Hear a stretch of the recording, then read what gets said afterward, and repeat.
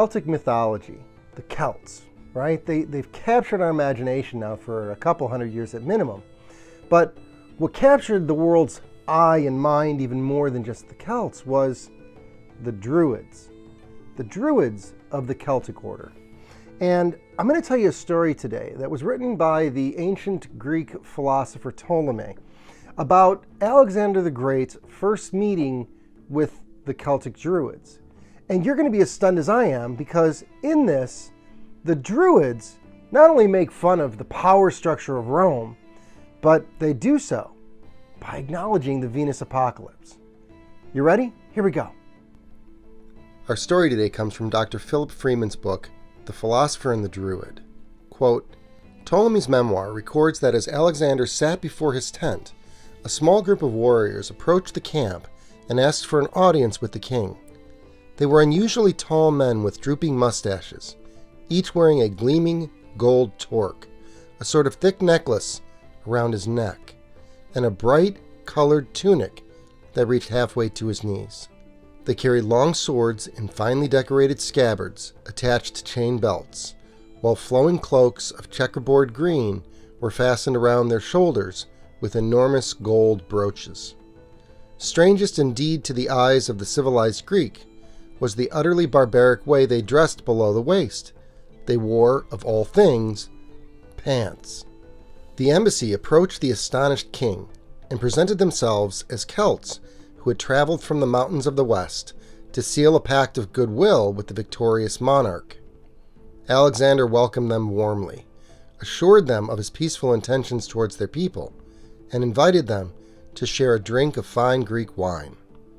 The Celts gladly accepted, though they refused an offer to dilute the wine with water, as was the Mediterranean custom. Aristotle had taught Alexander never to pass up an opportunity to discover something new about the world, so the young general eagerly inquired about the Celtic culture, history, and religion.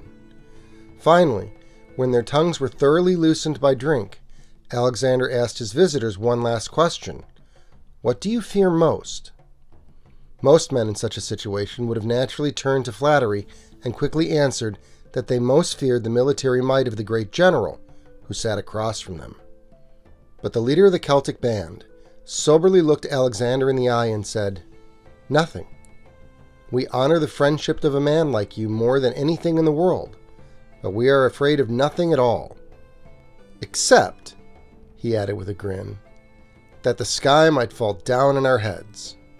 The rest of the Celtic warriors laughed along with their leader as they rose and bade farewell to the Macedonians. Alexander watched them stride out of camp and begin the long trek back to their mountain home. He then turned to his friends and exclaimed, What braggarts these Celts are! We fear nothing except that the sky might fall on our head. The king laughs, his warriors laugh, and Alexander the Great calls him a braggart. He was a braggart because in the Greek and Roman cultures, nobody knew about the Venus apocalypse. It was a cargo cult to them. That's what Ptolemy recorded in 355 BC when Alexander the Great first met the Celtic Druids. And it's an incredible statement because, first and foremost, what it says is that it was common knowledge amongst the Celts that there had been an apocalypse. That not only had there been an apocalypse, but that it was necessary for the information about that to not be spoken of openly. And so instead, they encoded in the joke, oh yeah, like the sky might fall on our head. Well, the sky had fallen on people's head. And it makes one wonder if the origin of the Henny Penny story isn't in some way tied to whatever the Druids represent. And they do. They represent an order that predates, the Celts do especially, that predates the apocalypse. And we get that in the second quote here. Posidonius, clearly an acute observer, was well aware that he was seeing a people in a state of transformation.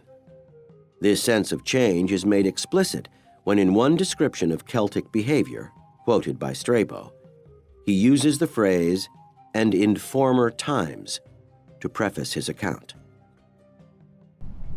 The before time is describing before the apocalypse, which makes me wonder exactly what happened amongst the human population to create such not only similarities, but synergies amongst the stories.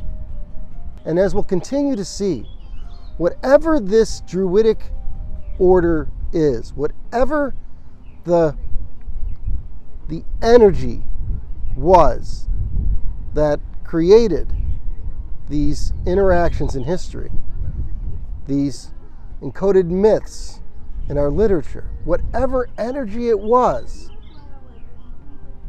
that placed these just the right place and time, that, if you can grasp that, you'll begin to understand the origin of the magic all around us. Don't forget to click that like, share, and subscribe button, and leave your thoughts in the comments down below. Peace out, everyone. Looks good. Is that a wrap? Yeah, I think that's a wrap. Go ahead.